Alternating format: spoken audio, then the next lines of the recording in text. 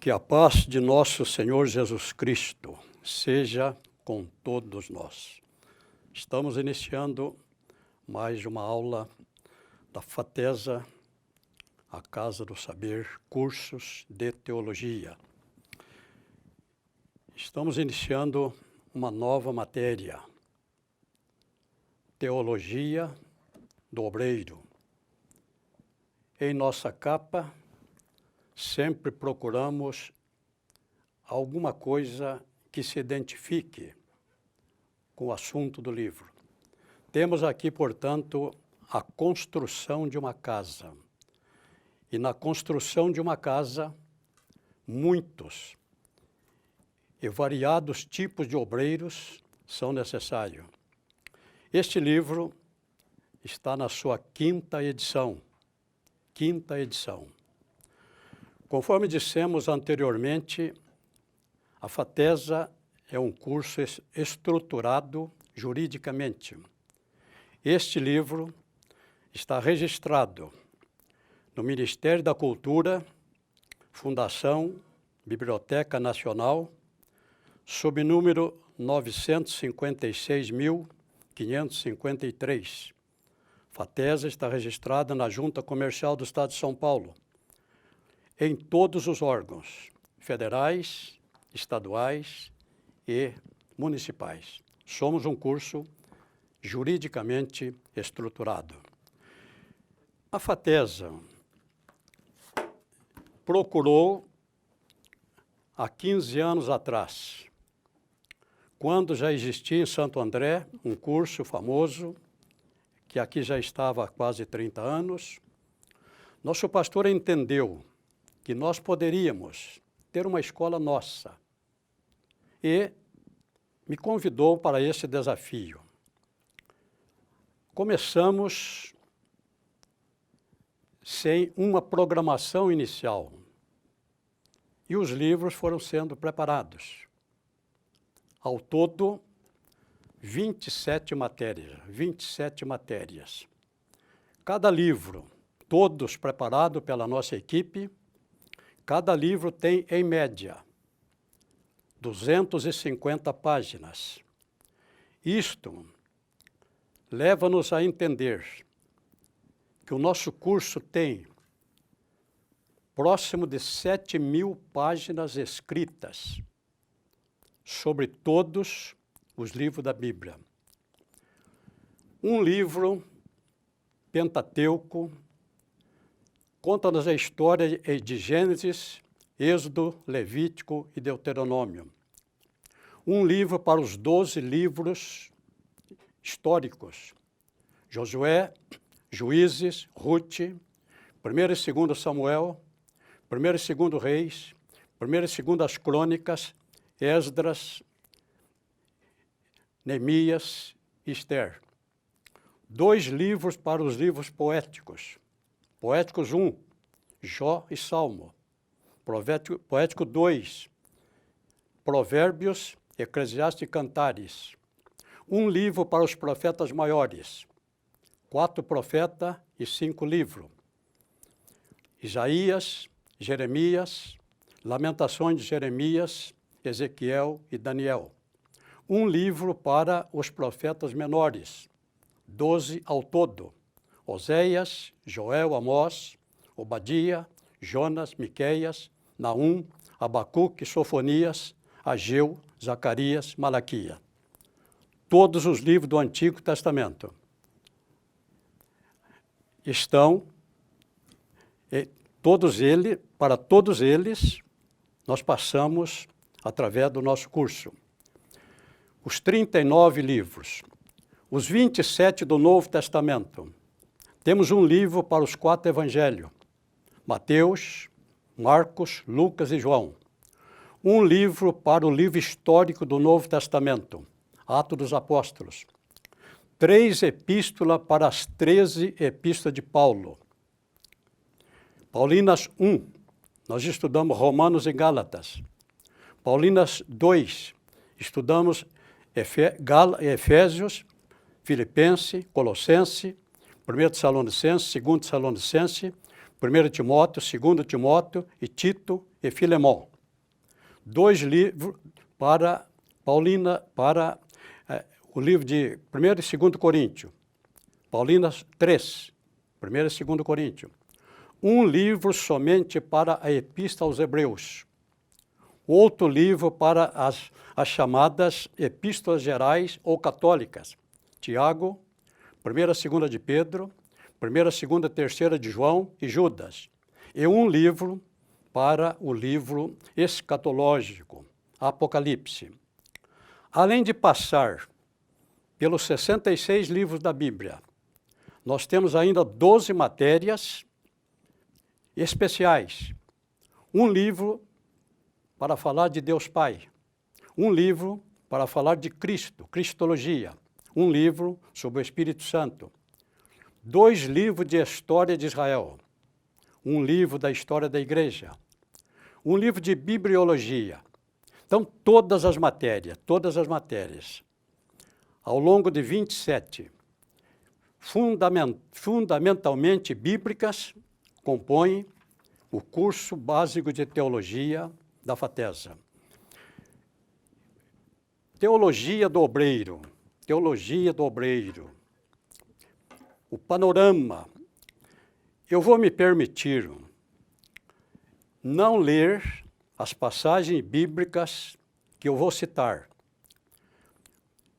A FATESA adotou como princípio transcrever no livro os versículos bíblicos, que nem sempre nós estamos com o livro na mão, num ônibus, num trem, num carro, e nós, às vezes, não temos a Bíblia junto. Então, todos os versículos necessários estão transcritos no livro. Mas todas as demais passagens que eu citar, por economia de tempo, eu vou me permitir não lê-las. Mas eu peço a você que, quando você estiver estudando o livro, leia todas as passagens que nós vamos citar e que não estão incluídas no livro. O livro sempre começa com um panorama. E, neste panorama, nós destacamos aqui o conceito bíblico de obreiro. O que é um obreiro? Normalmente, quando se fala em obreiro, as pessoas pensam naqueles que ocupam lugar no púlpito. Mas a igreja é comparada a um corpo. Efésios capítulo 4, versículo 15 e 16. A igreja é comparada a um corpo. O corpo é um só, mas esse corpo tem muitos membros, e todos os membros fazem parte desse corpo. A igreja é comparada a um edifício. Efésios capítulo 2, versículo 20 a 21. Num edifício trabalham muitos obreiros. Então, o que é um obreiro? Certa feita, ministrando num congresso de varões, eu fui o primeiro preletor, e antes de iniciar o meu estudo, sendo um congresso de varões, nós íamos ministrar para obreiros. E eu perguntei, quantos obreiros nós temos presente neste local? Como era um curso aberto para todos os homens, os obreiros que ocupavam o púlpito, pastores, presbíteros, levantaram a mão. Mas 80% do auditório, ninguém levantou a mão. Eu repeti, vocês não entenderam a minha pergunta. Obreiro é todo aquele que faz uma obra. Obreiro é todo aquele que faz uma obra. Então eu vou voltar a repetir. Quantos obreiros temos presente neste auditório? Agora, todos se manifestaram. Obreiro. Nós dividimos em 2 grupos de obreiros. 2 grupos. Aqueles que nós chamamos de obreiros comuns. São todos os membros da igreja. A igreja como corpo, todos os seus membros, faz parte desse corpo. E o corpo precisa de todos e de cada um deles. Então, todos esses obreiros que não ocupam cargo eclesiástico, ministerial, todos estes são chamados de obreiros, porque estão fazendo uma obra no reino de Deus. Esses obreiros nós encontramos em Atos dos Apóstolos, capítulo 1, versículo 8. Atos dos Apóstolos, capítulo 1, versículo 8. Se você não é um obreiro de púlpito, você está incluso em Atos dos Apóstolos, capítulo 1 e versículo 8. O Senhor Jesus disse: mas recebereis a virtude do Espírito Santo que há de vir sobre vós, e ser-me-eis testemunhas, tanto em Jerusalém, como em toda a Judeia e Samaria e até os confins da terra. Todos, chamados para compor a família de Deus, são obreiros. Esses são os obreiros que nós chamamos de obreiros comuns. Foi em virtude desses obreiros, que a primeira igreja gentílica foi fundada. Quando houve o início da perseguição em Jerusalém, a palavra de Deus nos diz que todos deixaram Jerusalém, exceto os apóstolos. Todos deixaram Jerusalém, exceto os apóstolos. Permaneceram em Jerusalém apenas os apóstolos. Mas por onde todos os crentes passavam, eles iam falando de Jesus. Eles eram testemunhas. E um grupo chegou até a cidade de Antioquia. E começaram a falar aos gregos sobre Jesus. E a igreja foi fundada, a primeira igreja gentílica, através dos obreiros que não tinham nenhum cargo ministerial. Os que ocupam cargo ministerial, nós chamamos de obreiros especiais. Obreiros especiais são aqueles que dedicam todo o seu tempo a fazer a obra de Deus.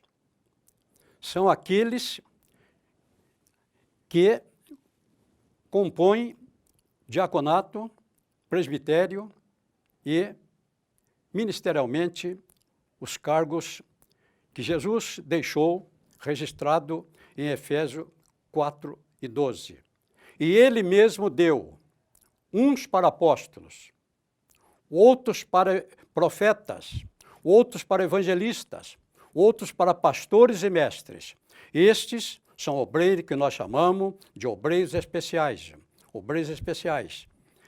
Estes obreiros costumam servir a Deus em tempo integral, Então, os obreiros que não ocupam cargo ministerial são tão importantes como aqueles que vão à linha de frente.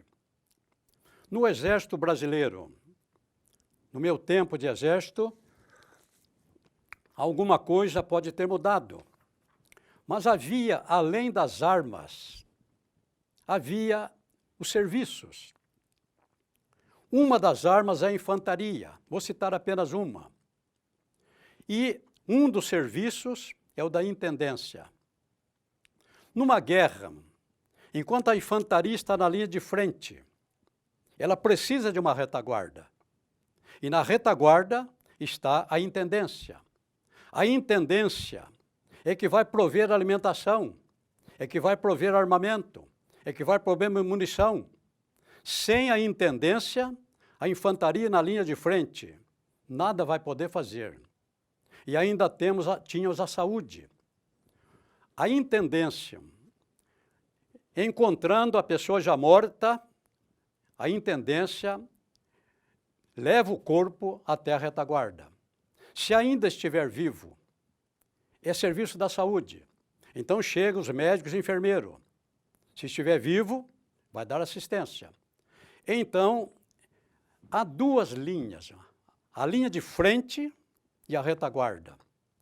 Todos os obreiros que atuam na retaguarda são absolutamente necessários aqueles que estão na linha de frente. Então, o panorama destaca dois tipos de obreiro. O obreiro comum e o obreiro chamado especial. A lição número 1. Obreiro, procura apresentar-te a Deus. Obreiro, procura apresentar-te a Deus. No meu tempo de exército, quando os oficiais já estavam presentes, mas o comandante ainda não tinha chegado. Quando chegava o comandante, todos os oficiais precisavam apresentar-se a ele. Havia um exercício de apresentação. Todos os oficiais se apresentavam ao seu comandante. Um exercício de apresentação. No nosso livro, está transcrito no seu, procura apresentar-te a Deus, aprovado, como obreiro que não tem de que se envergonhar, que maneja bem a palavra da verdade. 2 Timóteo 2,15. Procura apresentar-te a Deus. É a Deus. O exercício de apresentação é a Deus. Há muitos que querem ser obreiros e estão se apresentando ao pastor. Paulo diz, procura apresentar-te a Deus. Se você tem uma chamada ministerial, o Senhor Jesus vai fazer o seu pastor entender isto. Mas a sua apresentação é a Deus. O livro destaca aqui um mau empregado, um mau funcionário, um mau subordinado, um mau filho. Procure estar e trabalhar o quanto mais longe possível do pai, do patrão, do chefe, do seu superior. Mas um obreiro disciplinado, um obreiro obediente, ele tem um prazer de se apresentar. O filho obediente tem o prazer de se apresentar ao pai. O empregado, o bom funcionário, tem o prazer de se apresentar ao seu chefe, ao seu patrão. E no campo espiritual, o bom filho tem o prazer de se apresentar ao seu pai. Vamos destacamos aqui no livro 15 razões pelas quais devemos nos apresentar. 15 razões. Primeira, procura apresentar-te a Deus para aprender com Ele a ser manso e humilde de coração. Foi Jesus quem disse, tomai sobre vós o meu jugo e aprendei de mim, que sou manso e humilde de coração. Se você quer ser manso, humilde de coração, procura apresentar-se a Jesus. Procura apresentar-se a Jesus. Para aprender com Ele. Aprender com Ele. É por essa falta de apresentação que nós encontramos alguns obreiros arrogantes, alguns obreiros de cabeça levantada, alguns obreiros pensando que eles têm um tratamento especial diante de Deus. Procura apresentar-te a Deus para aprender a ser manso e humilde de coração. A segunda razão, o segundo motivo, procura apresentar-te a Deus para aprender a viver com total desprendimento das coisas materiais. Lucas capítulo 9, versículo 57, 62.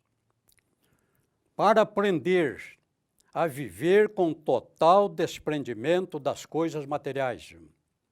Lucas 9, 57, 62. E no versículo que está no seu livro, disse Jesus: as raposas têm covis, e as aves do céu têm ninhos, mas o Filho do Homem não tem onde reclinar a cabeça. É com esse Jesus que nós devemos aprender a viver com desprendimento das coisas materiais. Lucas capítulo 9, versos 57 e 62, este eu quero ler com vocês.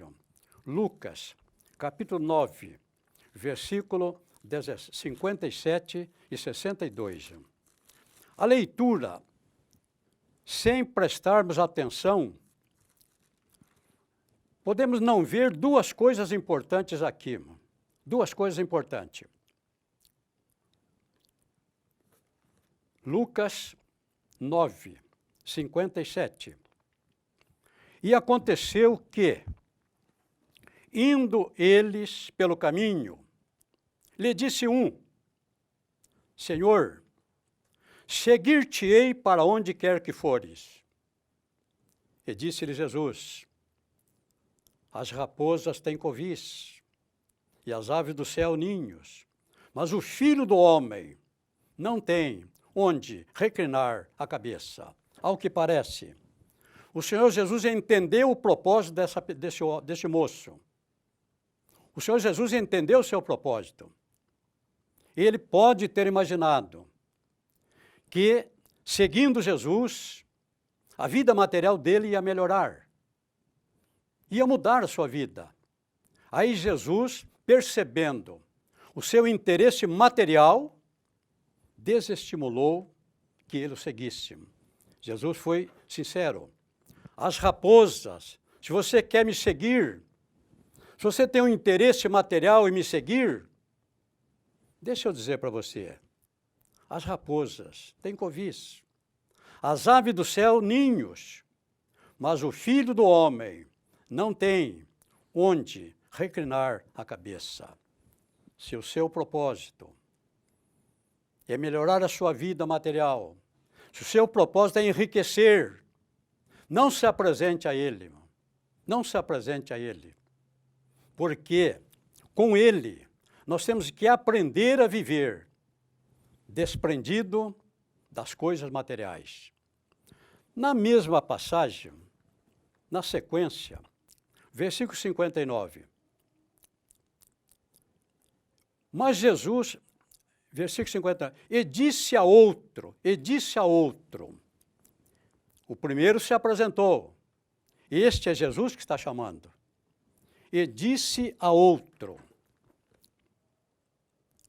segue-me.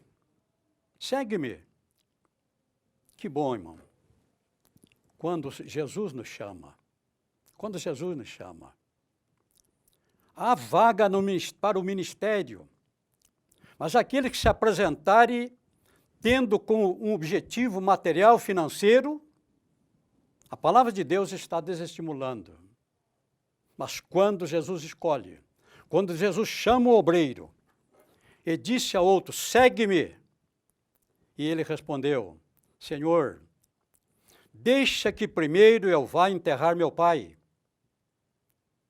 O pai dele ainda não estava morto.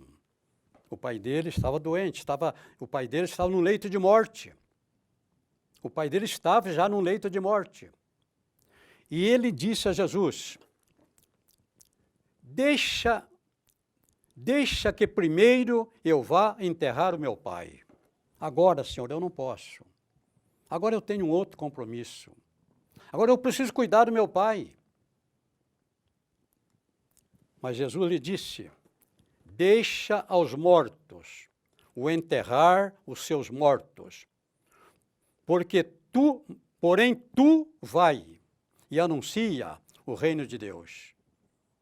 tu vai e anuncia o reino de Deus. Quando Jesus chama,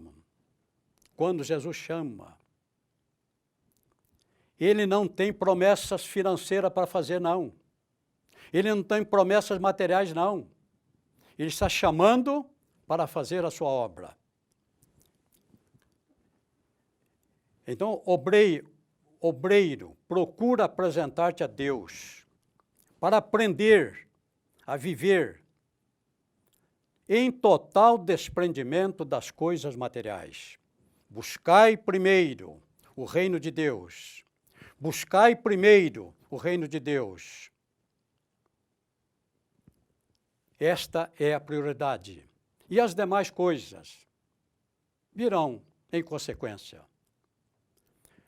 O terceiro motivo de apresentação: procura apresentar-te a Deus para aprender a viver na inteira dependência de Deus. Procura apresentar-te a Deus para aprender a viver na inteira dependência de Deus. Está transcrita no seu livro. Não possua, quando Jesus enviou os 12, não possuais ouro, nem prata, nem cobre, nem em vossos cintos, nem alforje para o caminho, nem 2 túnicas, nem sandália, nem bordão, porque digno é o obreiro do seu salário. Aquele que Jesus chama, ele suprirá as suas necessidades. Ele tem esse compromisso comigo e tem esse compromisso com você. O compromisso dele não é com a minha vontade, mas é com a minha necessidade. Todo homem chamado para fazer a obra de Deus, todo homem que está fazendo a obra de Deus, ele estará entre aqueles sobre o qual Davi disse: fui moço, hoje sou velho.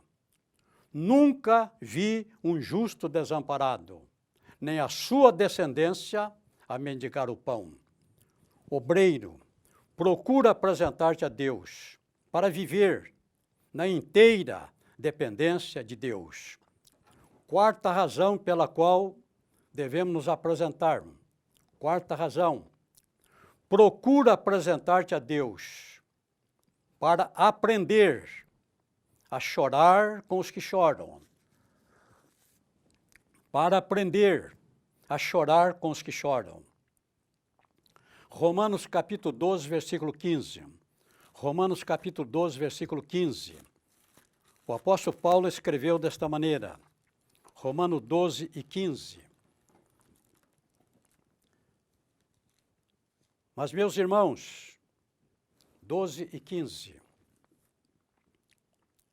Alegrai-vos com os que se alegram e chorai com os que choram. Alegrai-vos com os que se alegram e chorai com os que choram. Procura apresentar-te a Deus para aprender a chorar com os que choram. Para aprender a chorar com os que choram. Quinta razão. Procura apresentar-te a Deus para não deixar a família desamparada. Procura apresentar-te a Deus para não deixar a sua família desamparada. Obreiro, não cometa o erro que aquele profeta, no livro de 2 Reis capítulo 4, 2 Reis capítulo 4, você conhece essa história. Neste item, procura apresentar-te a Deus para não deixar a família desamparada. Quando nós cuidamos da obra de Deus, não podemos esquecer a nossa família. Não podemos esquecer a nossa família. Obreiro que não cuida da sua família, e o obreiro que não fez essa apresentação. 2 Reis, capítulo 4. Um profeta, a sunamita, começando no versículo 8.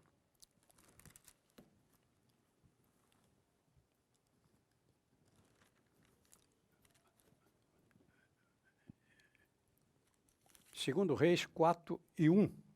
4:1.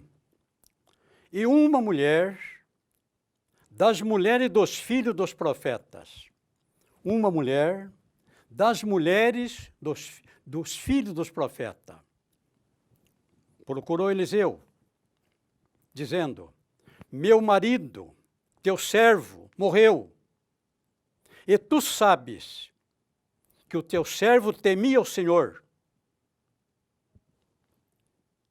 E veio o credor a levar-me os meus 2 filhos para ser servo. O marido dela era um obreiro, o marido dela era um profeta, mas o marido dela esqueceu da sua família para dedicar toda a sua vida ao serviço de Deus. Paulo, escrevendo a Timóteo, disse que aquele que não cuida da sua família é pior do que o infiel. Aquele que não cuida da sua família é pior do que o infiel. Isto Paulo disse a Timóteo no capítulo 3 da sua primeira epístola.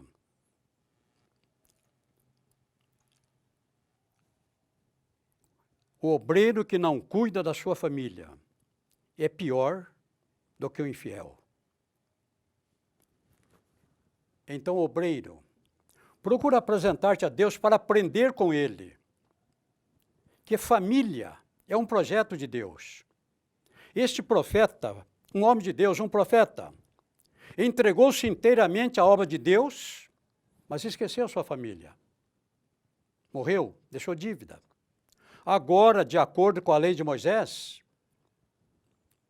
o credor em Israel não havia perdão de dívida, não. Ele morreu, deixou dívida. Pela lei, o credor levava primeiro todos os bens. E esta mulher já tinha passado por este primeiro processo. Todos os bens haviam sido levados. Num segundo momento, o credor levava os filhos. E foi nesse momento que ela procurou o profeta. Eliseu pergunta: o que você tem em sua casa? Ele disse: não tem nada. Porque a primeira fase da execução da sentença de cobrança já havia sido executada. Todos os seus bens tinham sido levados. Agora, nesse segundo momento, levaria os seus filhos. Num terceiro momento, levaria a esposa. Num quarto momento, levaria o homem. Aí depois, então, a possibilidade de se tornar livre se tornava quase impossível. Então, obreiro não pode deixar a família desamparada. Família é um projeto de Deus. Família é um projeto de Deus. Quem não cuidar bem da sua família não está habilitado a levar a ser um homem, um pastor, um obreiro. Então, obreiro, procura apresentar-te a Deus para aprender a não deixar a sua família desamparada. Sexta razão, procura apresentar-te a Deus para aprender a ensinar como Jesus ensinava. A ensinar como Jesus ensinava. No versículo que está no seu livro. E aconteceu que, concluindo Jesus este discurso, a multidão se admirou da sua doutrina, porque os ensinava com autoridade e não como os escribas. Procura apresentar-te a Deus para ensinar com autoridade, conforme ensinava Jesus. João capítulo 13, versículo 13. Ele gostava de ser chamado de mestre. Ele diz: vós me chamais Rabi, e eu sou. João 13, 13. ele gostava de ser chamado de Rabi.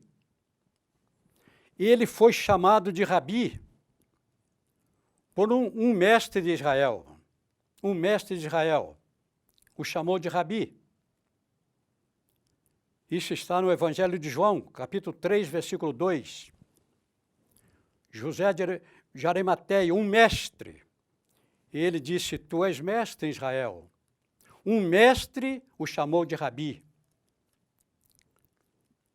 Uma mulher do povo, que não falava o aramaico, esta mulher chamou Jesus de Rabone. Lucas, capítulo 18, versículo 18. Maria Madalena chamou de Jesus de Rabone. Ele gostava de ser chamado de mestre. Ele foi mestre. E ele, agora, aquele que deseja ser mestre, precisa aprender com ele, para não cometer o erro que os escribas e fariseus cometeram.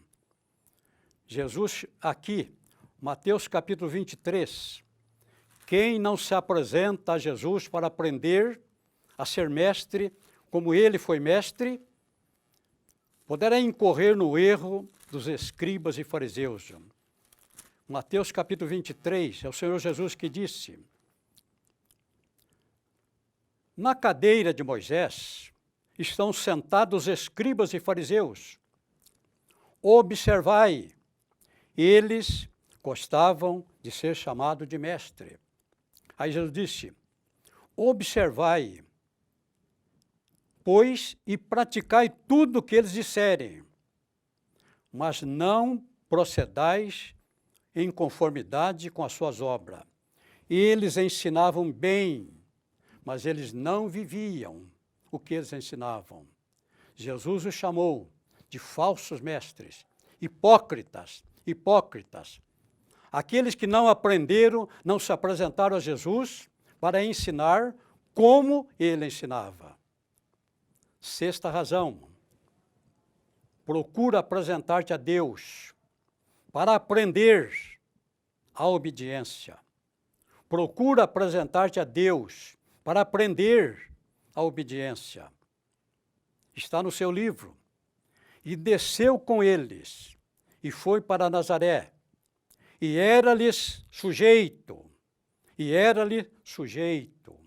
Aqui, ele está com 12 anos. Pela primeira vez ele entrou no templo em Jerusalém, e pela primeira vez ele esteve na presença dos grandes e mais famosos mestres de Israel. Segundo o nosso entendimento, foi nesse momento que ele, através das Escrituras, tal como ele fez depois aqueles 2 discípulos em caminho de Emaús, passando por todos os livros do Antigo Testamento, ele foi mostrando aqueles 2 discípulos, ele presente em todos os livros do Antigo Testamento. Ele já conhecia o Antigo Testamento aos 12 anos de idade. Desde os 5 anos, o menino judeu começava a aprender, na escola, começava a aprender, com 5 anos, começava pelo livro de Levítico. Então, em Jerusalém, com 12 anos, na presença dos grandes mestres de Israel, ele chegou à conclusão de quem ele era. Agora, quando Maria e José chegam e dizem a ele, Maria disse, eu e seu pai te procurávamos. Ele disse, por que me procuravam? Vocês não sabem que eu preciso cuidar dos negócios do meu pai? Esta foi a primeira vez que Jesus usou essa expressão. Eu preciso cuidar dos negócios do meu pai. Foi a primeira vez que ele usou essa expressão.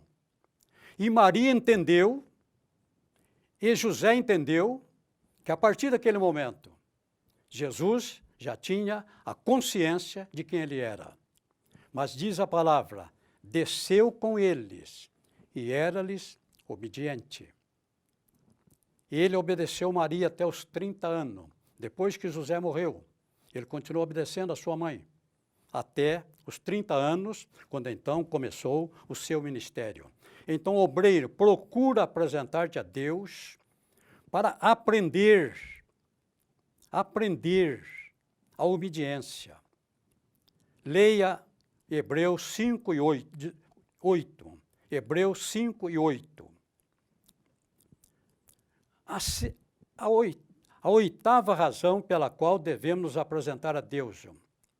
Procura apresentar-te a Deus para aprender a não ter compromisso com Satanás. Procura apresentar-te a Deus para aprender a não ter compromisso com Satanás. Está no seu livro, João 14:30. Jesus está no jardim do Getsêmani. E ele disse: já não falarei muito convosco, porque se aproxima o príncipe deste mundo. Este príncipe deste mundo é Satanás. E Jesus disse: ele nada tem em mim. Ele nada tem em mim. Ele não encontraria em Jesus um pecado, por menor que fosse. Ele nada tem em mim. Se ele tivesse um único compromisso com Satanás, se ele tivesse cometido pelo menos um pecado, ele não poderia morrer pelos meus pecados. Ele teria que morrer pelo seu pecado. Mas, em 33 anos de vida, ele nunca assumiu qualquer compromisso com Satanás. Obreiro, procura apresentar-te a Deus para aprender a não dar lugar ao inimigo na sua vida. Nona razão, procura apresentar-te a Deus para aprender a levantar cedo e ter uma vida de oração. Procura apresentar-te a Deus para levantar cedo e ter uma vida de oração. Está no seu livro. E levantando-se de manhã muito cedo, estando ainda escuro, saiu e foi para um lugar deserto e ali orava. O homem chamado Jesus levantava muito cedo, ainda escuro, para procurar um lugar onde ele pudesse falar com Deus. Que bom, eu tenho um lugar. Você tem um lugar. Mas tem obreiro que costuma dormir um pouco mais. Tem obreiro que costuma dormir um pouco mais. E não encontra tempo para a oração.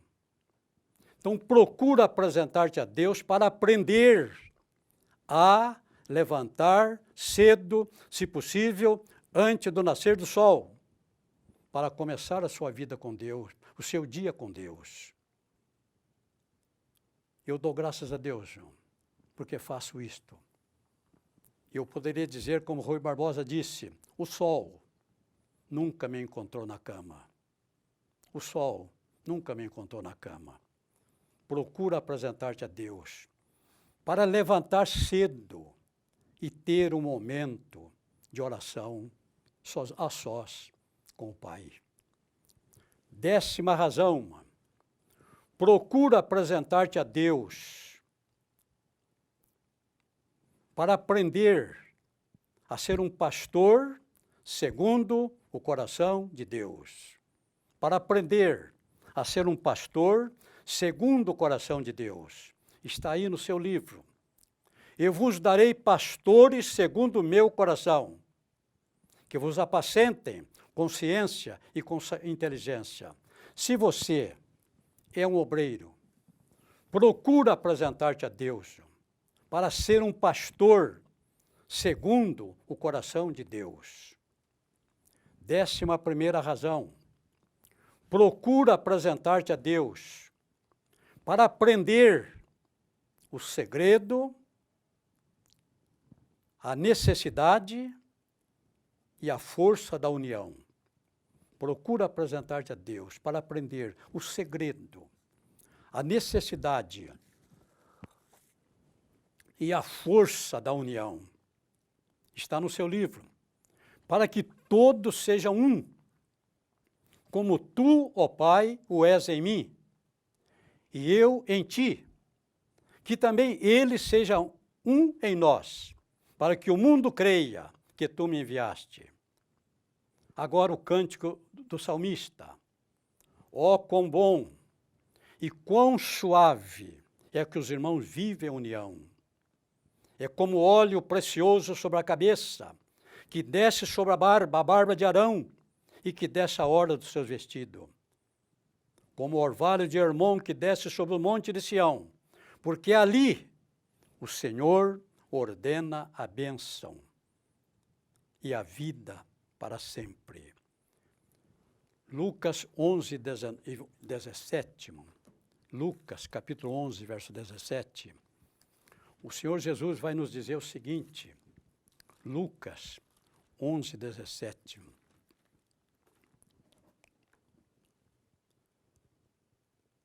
Todo reino, mas conhecendo ele os seus pensamentos, disse-lhes, todo reino dividido contra si mesmo está assolado, e a casa dividida contra si mesmo cairá. A casa dividida contra si mesmo cairá.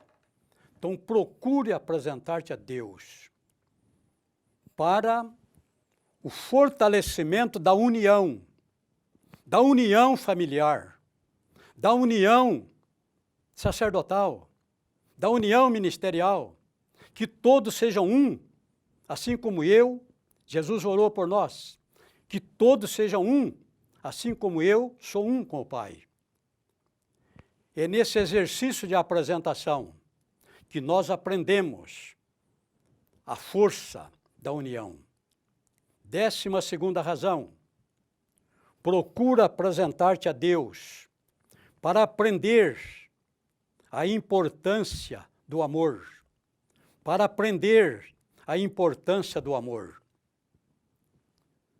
Nisto todos conhecerão que sois meus discípulos, se vos amardes uns aos outros. Nisto conhecerão que sois meus discípulos, se me amardes uns aos outros. Onde há amor, irmão, também há perdão. Essa é a 13ª razão. Procura apresentar-te a Deus para aprender a importância do perdão. Porque se perdoardes aos homens as suas ofensas, também vosso Pai Celestial vos perdoará a vós. Perdoar nem sempre é fácil. Perdoar nem sempre é fácil. Mas o obreiro que praticar esse exercício de apresentação, apresentar-se a Deus, para aprender com Ele a importância do perdão. Lucas capítulo 23, vamos aprender com Jesus. Lucas capítulo 23, versículo 34. Versículo 34. Uma das 7 palavras da cruz. Lucas 23, versículo 34. O Senhor Jesus vai dizer o seguinte. E dizia-lhes, ele está pregado na cruz, ele está crucificado. Ele está vivendo os seus últimos momentos. Mas, nos seus últimos momentos, ele tem um sentimento de perdão. E ele roga ao Pai dizendo, Pai, perdoa-lhes, porque não sabem o que fazem. Perdoa-lhes, porque não sabem o que fazem. Ele tinha tudo para pedir a Deus o castigo, mas ele preferiu pedir perdão. Procura apresentar. Você que está com dificuldade para perdoar, você que diz, não, eu não tenho condição de perdoar. Não tenho condição de perdoar. Essa ofensa foi grave demais, mas me machucou muito. Eu não posso perdoar. Procura apresentar-te a Deus para aprender com Jesus a perdoar. 14ª razão. Procura apresentar-te a Deus para aprender o nada que você é sem Deus. Procura apresentar-te a Deus para aprender. Tem gente que pensa que é dono do mundo. Tem gente que pensa que é mais importante que todos.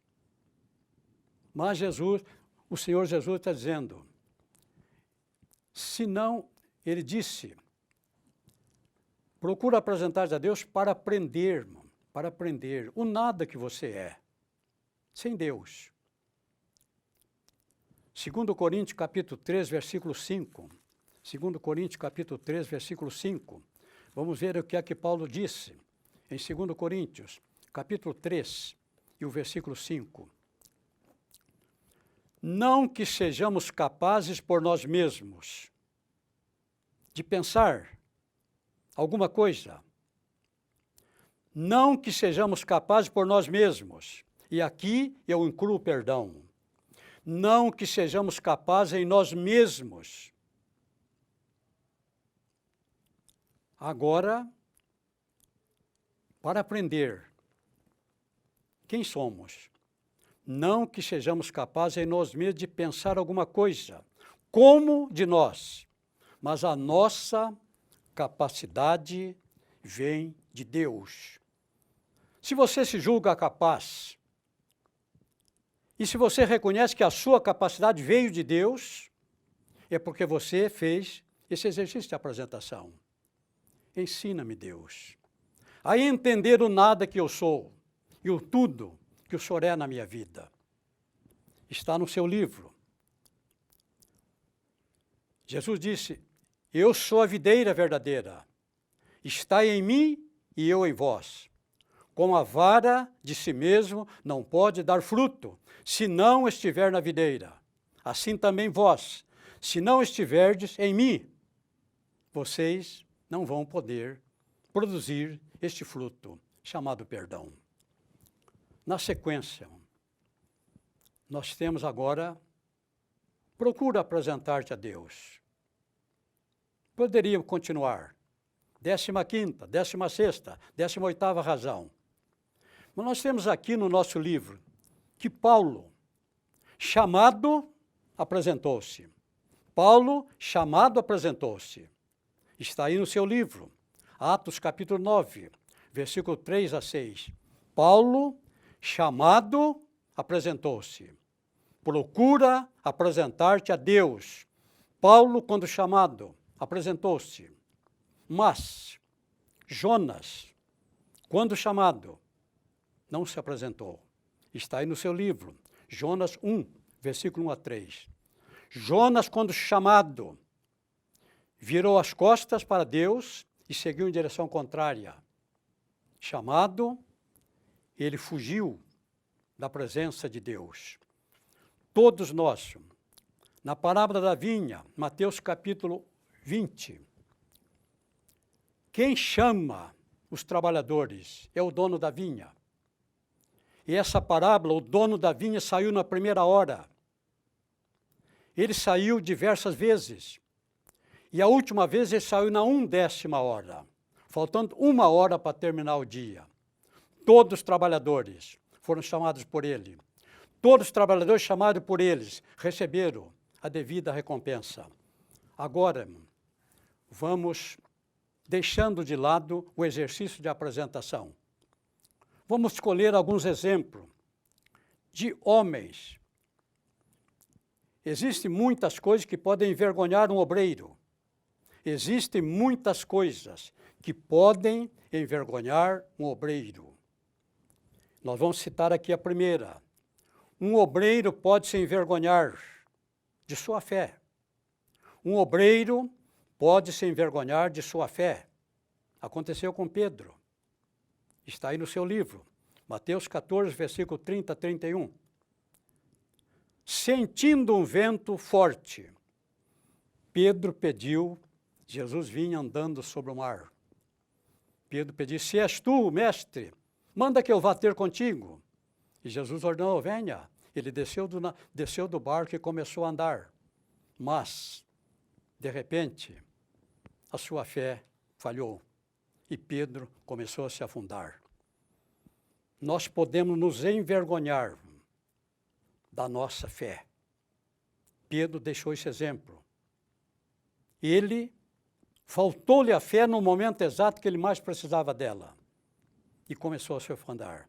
Obreiro, procura apresentar-te a Deus para o fortalecimento da sua fé, para que você não venha afundar como Pedro estava afundando.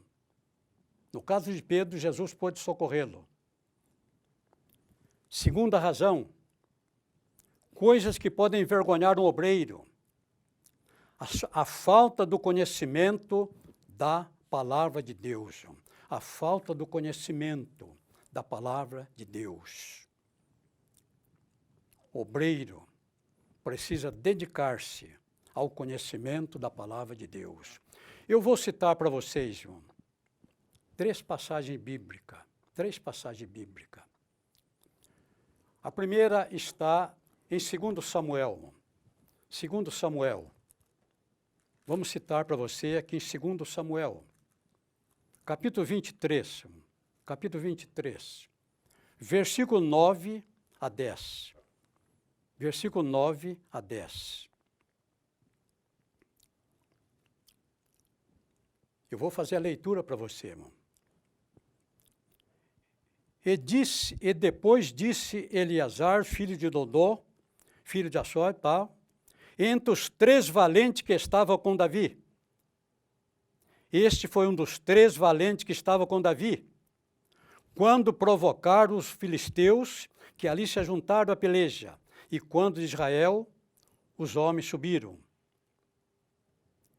Este homem, versículo 10, este se levantou e feriu os filisteus, até lhe cansar a mão e ficar a mão pegada à espada.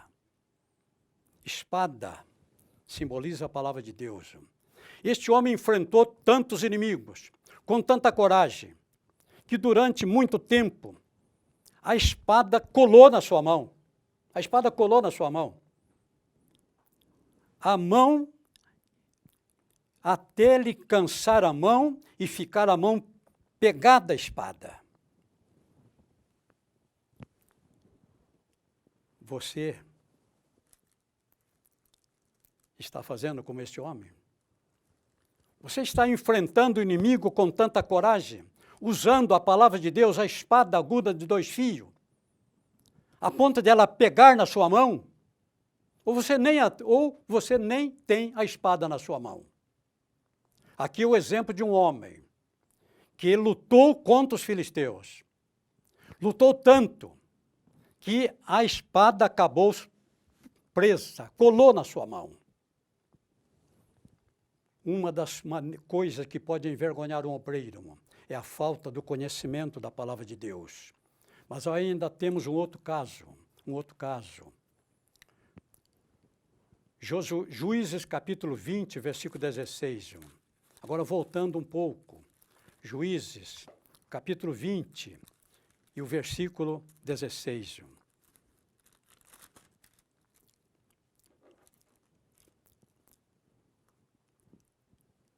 Entre todos este povo, havia 700 homens escolhidos, 700 soldados de Davi, foram escolhidos, 700 homens canhotos, os quais todos atiravam com a funda uma pedra a um fio, a um cabelo e não erravam. Homens que treinaram até exaustão. Homens que treinaram até exaustão. A funda como símbolo da palavra de Deus.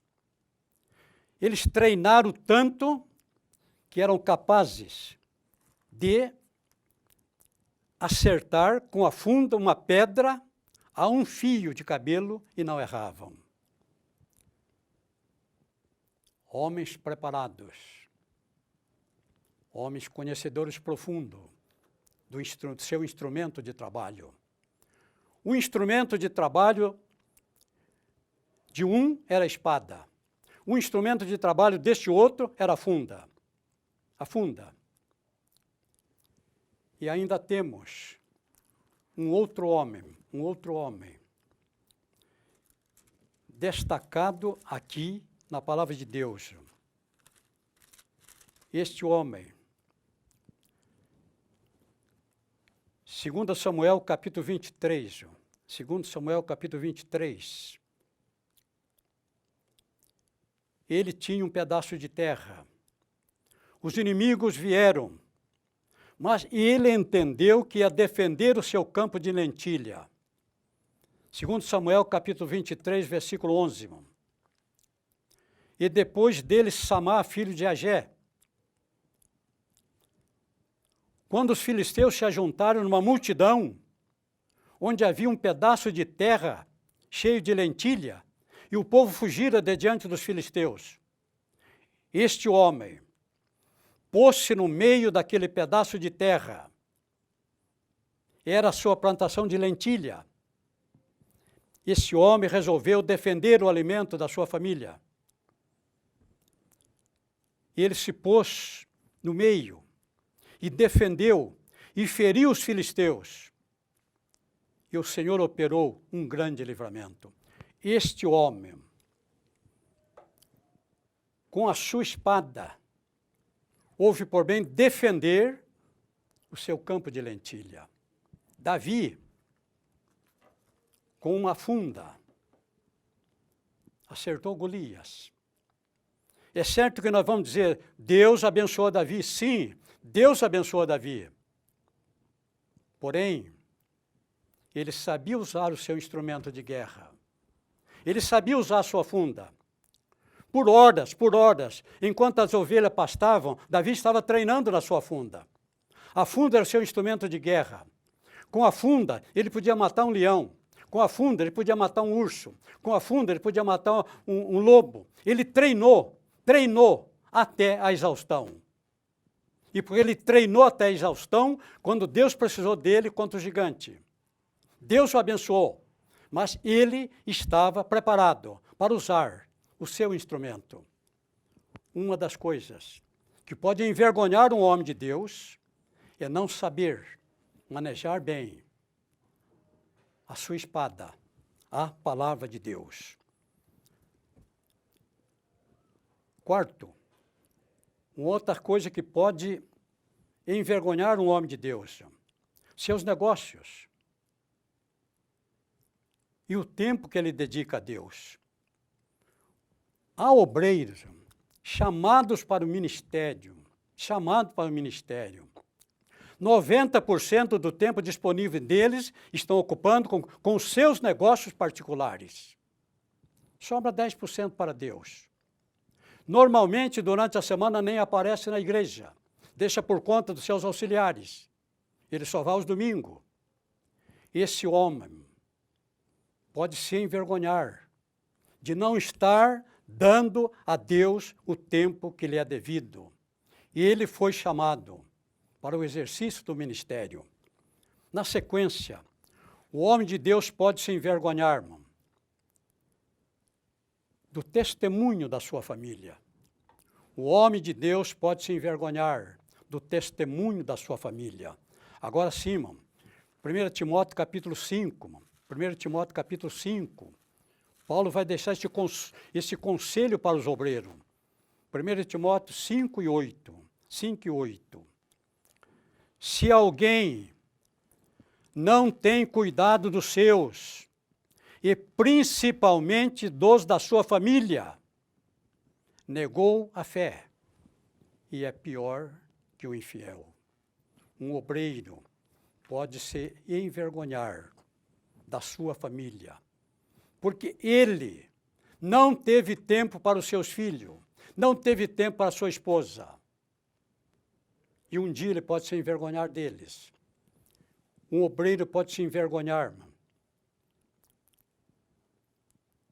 do testemunho dos membros da sua igreja. Olha, nós temos aqui uma sequência de razões que está no seu livro. A quarta razão, a quinta razão. Eu não vou ler tudo para você, irmão. O nosso tempo aqui é reduzido. Agora tem aqui a nossa opinião. Um obreiro, seja qual for o seu trabalho, poderá ser poupado de críticas por seu pouco conhecimento das matérias seculares. Nem todo obreiro é doutor, nem todo obreiro é letrado, nem todo obreiro é um Paulo. Muitos obreiros são Pedro, outros Tiago, outros João. Foram chamados quando estavam praticando um trabalho pesado. Então, um obreiro, seja qual for o seu trabalho, poderá ser poupado de crítica por seu pouco conhecimento das matérias seculares, por não possuir um diploma. Porém, não poderá ser desculpado por não conhecer a palavra de Deus. Esta é o seu instrumento de trabalho. O médico precisa saber usar o seu instrumento. O engenheiro precisa saber usar o seu instrumento. O advogado precisa saber usar o seu instrumento. Um obreiro precisa saber usar o seu instrumento, a palavra de Deus. Texto 2. Obreiro, um ganhador de almas. Obreiro, um ganhador de almas.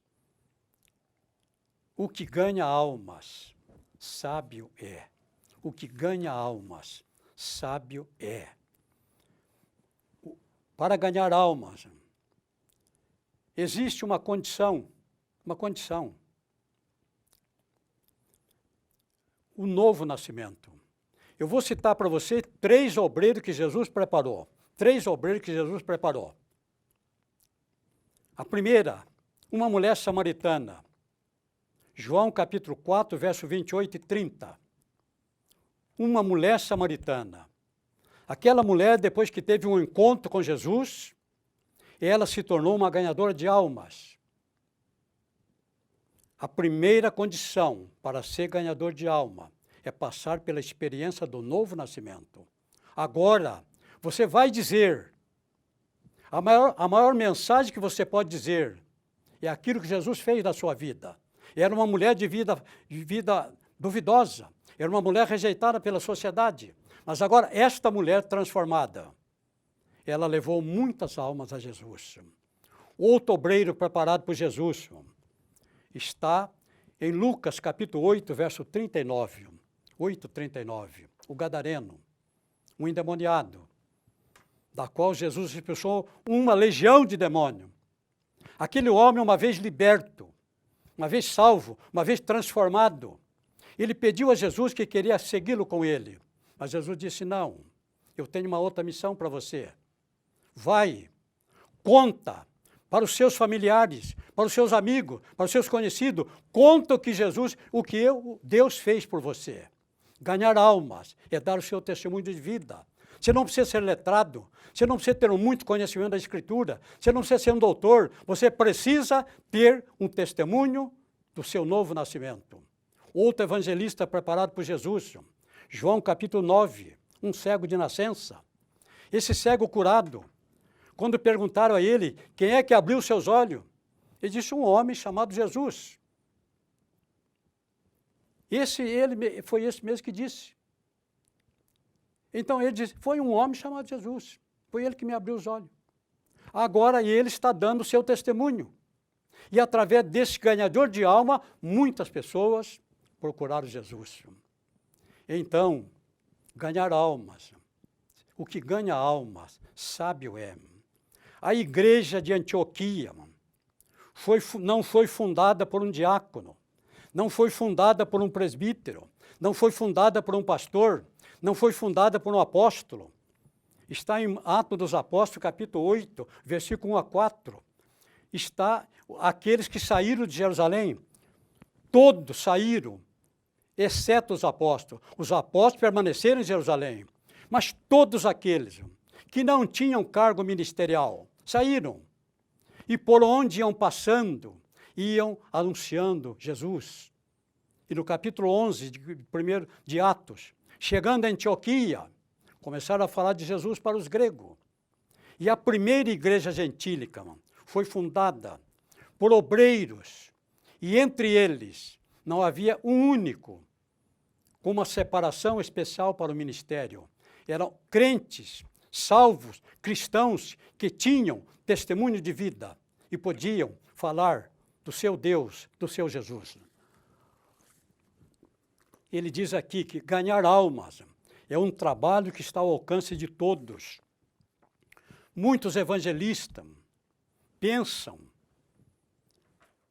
Normalmente o evangelista chega num lugar, faz aquela grande campanha evangelística, em 300, 500, 1000 pessoas. No final vão à frente para receber a oração. Certa feita, há muitos anos, um grande evangelista, numa grande campanha que a nossa igreja realizou no estádio, só para a igreja onde eu congregava, a congregação de Vila Humaitá, somente para Vila Humaitá, foram 300 fichas, pessoas que foram à frente naquele dia para receber a oração do grande evangelista. Dessas 300 fichas, eu não me lembro de ter ficado nenhuma. Mas o evangelista, que não conhece a palavra de Deus, ele fica contabilizando almas que ele pensa ter ganho. Alma, a Bíblia diz, o que ganha alma, sábio é. Todos os crentes que estão fazendo alguma coisa para Deus. Vamos pegar como exemplo a construção deste templo onde eu estou. Esse templo matriz da Igreja Evangélica Assembleia de Deus de Santo André. Aqui na Avenida Antônio Cardoso 979. Este grande templo foi inaugurado em 1972. Neste grande templo, naquela época, as construções eram feitas por mutirões. O povo, a igreja, vinha. Aqueles que tinham disponibilidade durante o dia, os que não tinham, vinham todos no final de semana. Uma grande multidão aqui trabalhando, carregando tijolo, carregando areia, fazendo os trabalhos de servente. Os pedreiros, que são profissionais, vinham para prestar um serviço voluntário. E esse templo foi inaugurado em 1972. Centenas de almas se entregaram a Jesus neste templo. Centenas de almas. A palavra de Deus diz que o que ganha a alma sábio é, e que as nossas obras nos seguem. As nossas obras nos seguem. A grande maioria daqueles irmãos que trabalharam neste templo em 72 já não estão mais entre nós. Mas eles trabalharam aqui. Eles trabalharam na obra de Deus. Eles carregaram pedras, carregaram areia, carregaram tijolo. Agora, toda alma, 70 para 2020, mais de 50 anos, mais de 70, 30, mais de 50 anos. Todas as almas que aceitaram Jesus neste templo, o galardão está sendo distribuído por todos aqueles que deram a sua contribuição nesta obra. Existem muitas maneiras de ganhar alma, através do nosso trabalho, através do nosso dízimo, através da nossa oferta. Todos nós somos ganhadores de alma. Sem o dízimo, não há quem vá na linha de frente. Sem oferta, não há obreiros exclusivos, o obreiro precisa ser assalariado. Então, todos nós que ficamos na retaguarda, e o Davi fez isto. 1 Samuel capítulo 30, no versículo 24. Eu não vou ler essa passagem. 1 Samuel capítulo 30. O exército estava em batalha, perseguindo o exército inimigo. Um grupo cansado não teve mais condição de ir à linha de frente. E esse grupo foi designado para ficar e guardar a bagagem daqueles que foram à linha de frente. Eles foram à linha de frente, eles ganharam a batalha. E no retorno, os soldados que foram à linha de frente não queriam dividir o despojo com os que ficaram. Mas o Davi estabeleceu como lei, 1 Samuel 30 e 24, Davi estabeleceu que todo o despojo deveria ser dividido em partes iguais, entre os que foram e entre os que ficaram. E isto se tornou lei em Israel. Isto para nós, no sentido espiritual, também é uma lei. Os que vão, precisa dos que estão na retaguarda. E a Bíblia diz que bem-aventurados os mortos que desde agora morrem no Senhor. Centenas de crentes que trabalharam nesta construção já morreram. Mas a Bíblia disse, as suas obras o seguem. Toda vez que alguém se converter dentro deste templo, o valor desta alma vai ser dividida entre todos aqueles que contribuíram e que estão contribuindo para a manutenção deste templo. O reino de Deus é como uma SA. Houve tempo que eu tinha ações de 2 empresas. Pouca ação, pouca coisa, mas tinha. Eu tinha ações da Pirelli. Pouca coisa, mas eu tinha. Eu era acionista. Eu tinha ações da Telefônica. Pouca coisa, mas eu tinha. Eu era acionista. Ali tem grandes acionistas, mas ali tem pequenos acionistas. Quando no balanço final, se as minhas ações renderam R$100, esses R$100 ia para a minha conta. Se renderam R$500, ia para a minha conta. Se rendeu 50 centavos, ia para a minha conta. Eu sou acionista, eu participo da empresa. Assim é no reino de Deus, na conta de cada um. O pequeno acionista, 50 centavos apenas, mas vai para a sua conta. Os que investiram muito, milhões, vai para a sua conta. O reino de Deus é como se fosse uma grande SA, uma grande empresa de ações, sociedade anônima. Ganhar almas é um ministério. Ganhar almas é um ministério. Cada crente é um obreiro ganhador de almas. Cada crente é um obreiro ganhador de almas. O texto 3, nós estamos chegando ao final da nossa lição primeira. Amanhã vamos gravar a segunda, lição número 2. Mas o texto 3 disse, edificarei a minha igreja. Edificarei a minha igreja. Mateus capítulo 16, está no seu livro, versículo 13 a 18. O Senhor Jesus disse, sobre esta pedra edificarei a minha igreja. A minha igreja. Esta igreja tem dono. Esta igreja tem um Senhor. E esse Senhor e este dono chama-se Jesus. A obra do Senhor que está sendo edificada aqui na terra, nesta dispensação da graça, é aquela que o Senhor Jesus chamou de a minha igreja. Tudo gira em torno desta igreja. Todo o nosso esforço feito em função dela, conforme vimos, o Senhor Jesus é o único que pode chamá-la de minha. Ele nunca teve sócios. Ele nunca teve sócios. Ele nunca entregou a ninguém. Não prometeu a ninguém a posse delas. Ele disse que estaria conosco até a consumação do século. Mas esta igreja, chamada de minha, Paulo, em Efésios 5, 27, sobre esta igreja ele disse, igreja gloriosa, sem mácula, nem ruga, nem coisa semelhante, mas santa e irrepreensível. Santa e irrepreensível. Esta é a igreja, fundada na cruz do Calvário no ano 29. Jesus havia dito, sobre esta pedra edificarei a minha igreja. Ali no Calvário, sobre o seu corpo colocado na sepultura, a igreja foi edificada. Sobre esta pedra edificarei a minha igreja.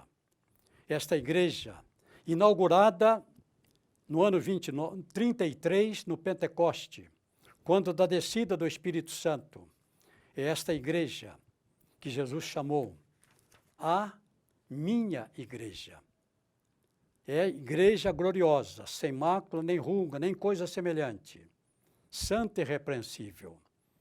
Esta é a igreja a qual eu pertenço. Esta é a igreja a qual você, através do novo nascimento, a única maneira de entrar nesta igreja é através do novo nascimento. Você que nasceu de novo, você é membro dessa igreja. Mas essa igreja pertence a Jesus. Todos nós somos obreiros.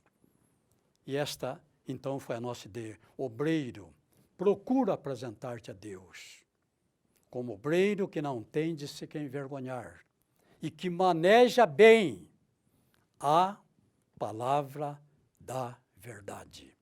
Que Deus nos abençoe. Em nome de Jesus. Amém.